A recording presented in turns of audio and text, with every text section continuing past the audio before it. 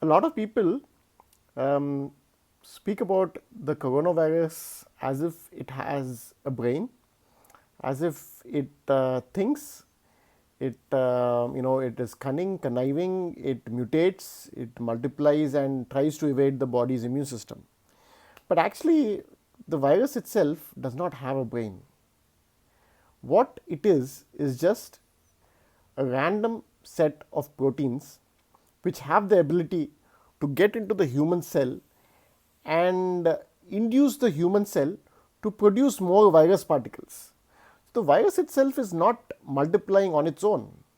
What is happening is it's getting into the human cell and then tricking the human cell to produce copies, RNA copies of its own protein. But this is not actually done by design. It is not actually doing this, with the use of intelligence. The nature of this particular protein is that because of the particular sequence of because of the particular genetic sequence that this RNA holds, it has the ability to get into a cell and trick the cell to produce copies of its own virus particle. This is random, pure luck. There is no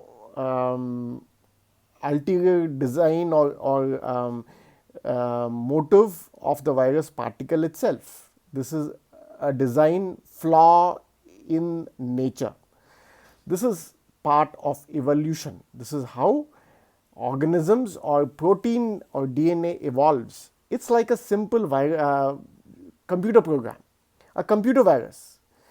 A computer virus does not have a brain of its own. It has been programmed to do certain things. So, any computer it has access to, it gets into it, it produces copies of its own, and then it spreads through the network to other computers. So, just imagine it as that.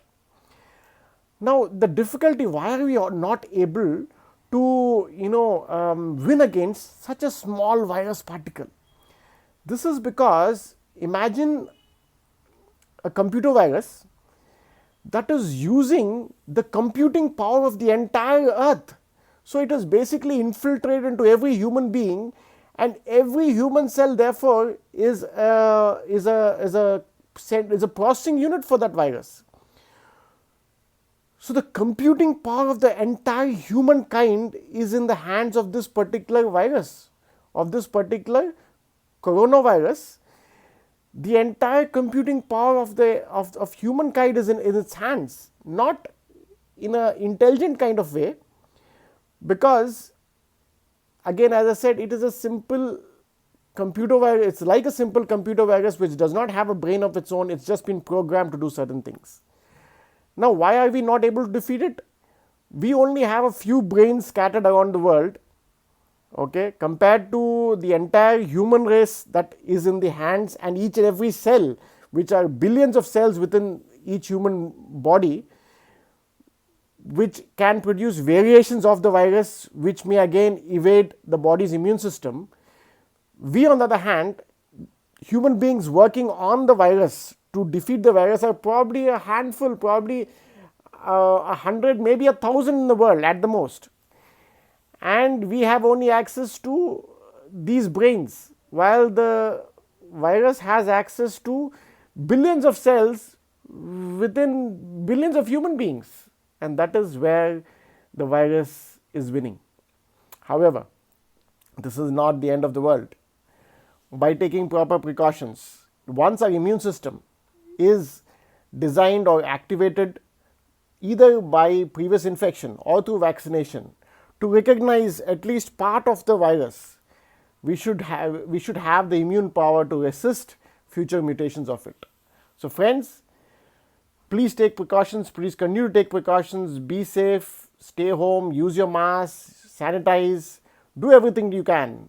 In no time, we should be able to defeat the virus, because our immune systems, once exposed to the virus, will be able to fight it the second time and the third time, and eventually the virus will lose its sting And that is what has happened with previous virus infections as well, whether it's swine flu, the Spanish flu, avian flu, whatever you name it.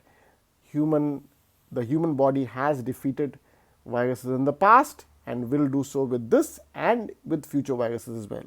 Please be safe and stay at home. Thank you.